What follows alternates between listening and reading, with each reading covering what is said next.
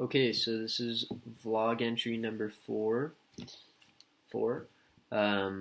Gonna be talking about culture today.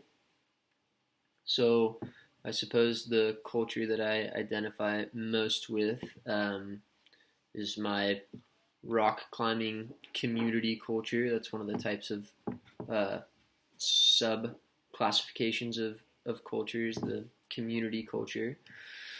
So I guess I'll start by explaining um, some of the values of this culture. So when I talk about this rock climbing culture, I'm really talking about my core group of 20 or so friends. When we go out to the desert and party and talk, and there's like a sense of unity, a sense where everybody shares these common values. It's kind of ridiculous, but the value is get to the top of the wall. That's the hardest to climb. And if you do that, then hell yeah, rock on. So we are an uncertainty accepting culture. So in rock climbing, it's high risk, and ideally the persona that's accepted in the culture is high risk and low stress.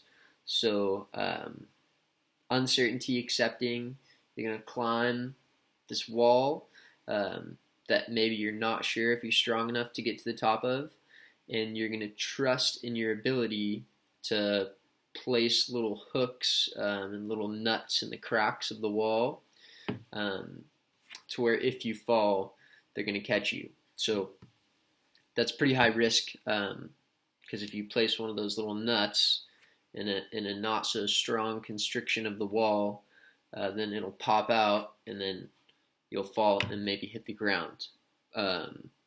So yeah, semi high risk, low stress, uncertainty accepting. A little bit in the slides, it talked about specific characteristics that are accepted in a culture. Though rock climbing is technically an individual sport, when you get on the wall, it's kind of you and the wall, kind of fighting yourself, I suppose. You need somebody else at the other end of your rope to catch you if you fall. So it sort of becomes a trust thing where you can climb and be totally in your own mind because you trust the person on the ground so much that if you fall, they're going to catch you. Yeah, so I suppose that's enough on just explaining the culture. I'll get into my short narrative with the patient-provider scope. So last time I was in Joshua Tree, kind of right before the shutdown, some of my buddies and I were bouldering, which is climbing with no ropes on rocks that are like usually no more than 20 feet high. So they're pretty short. You walk around with big thick pads on your back, and then you put them on the ground underneath the boulder, so if you fall, you land on the pads. And we were bouldering at night. I think everybody was like slightly buzzed, but nobody's drunk or anything. And we were working on this boulder project, and then my buddy Nolan fell off and landed kind of weird on a rock and rolled his ankle really bad. And we were all like, "Oh, shoot, sorry, man, that sucks." But it kind of became apparent that he was really hurting and maybe something was seriously wrong. But in the culture, it's just a bunch of kind of drunk dudes.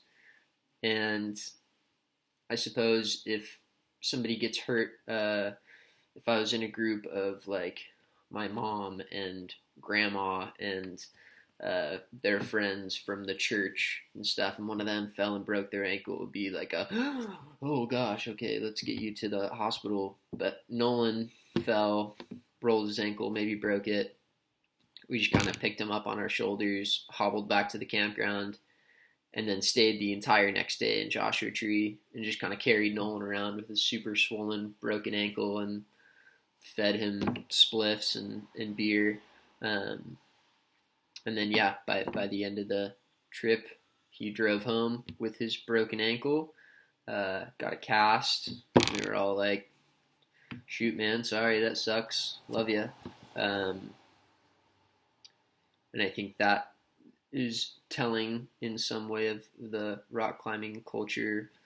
Low stress, uncertainty, accepting might break your ankle. It's just part of the gig. Nolan understands that, and all of our friends understand that too.